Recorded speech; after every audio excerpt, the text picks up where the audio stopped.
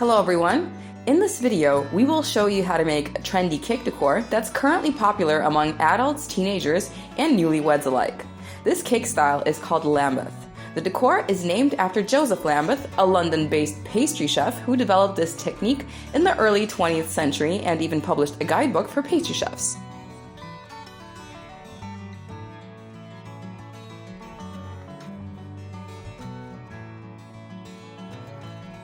Back then, this decor was made using royal icing, similar to the kind we use to decorate cookies these days.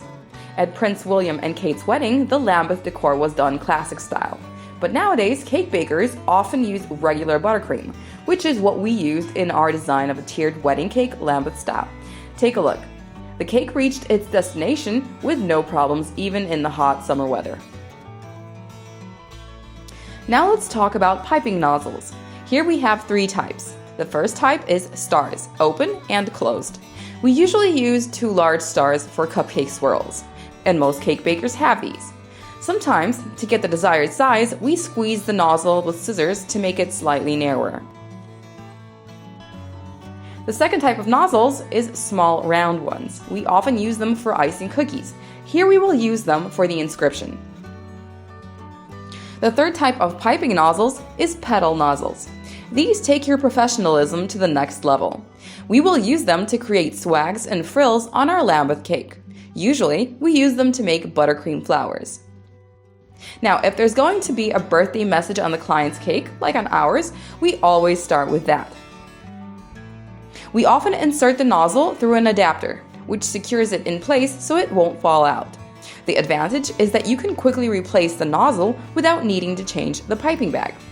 Don't fill the piping bag with too much frosting or it will be challenging to handle. Our piping bag fits well in the hand, which ensures even pressure.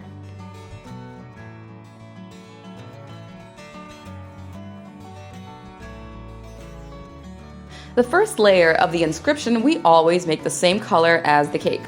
We do this so that in case of a mistake, it can be easily removed without leaving marks.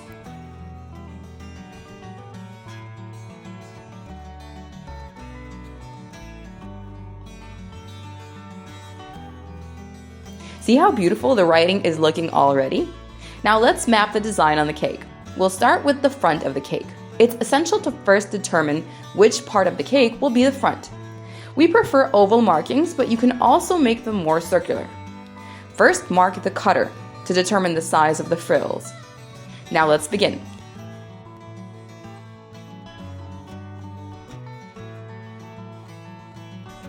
You see how in the back the markings slightly overlap? We could have gone through the trouble of calculating everything to align perfectly to the millimeter, but we will simply camouflage this at the end and adapt the decor to fit.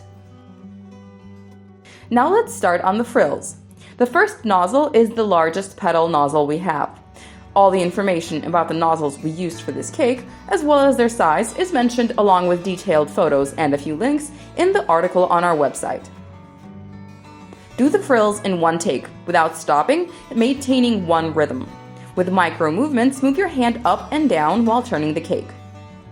If this is your first time creating such decor, I recommend practicing on a cake board before beginning to work on the client's cake.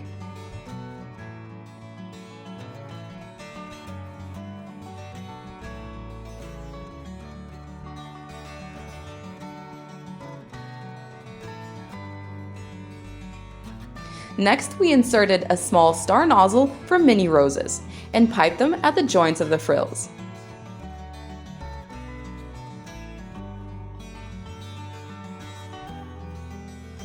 Now let's apply the second layer of the inscription. To make it more voluminous, we will make the color of the frosting for it a bit more intense by adding more of the same food color.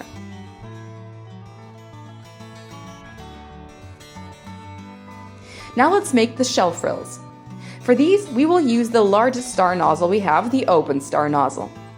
Start piping by pressing confidently on the piping bag, creating a wave.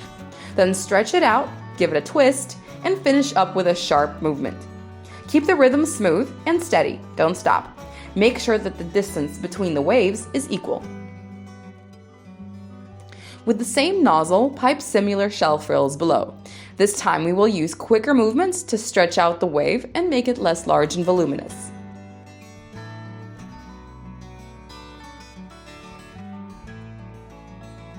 Delicate rose leaves will complete the decor. For these we will need the small petal nozzle. It's always better to begin decorating from the back of the cake to establish a rhythm. If the first elements aren't super perfect, by the time you reach the front of the cake, you'll have gotten the hang of it.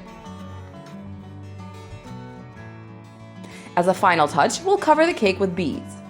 Ours have a crispy wafer center.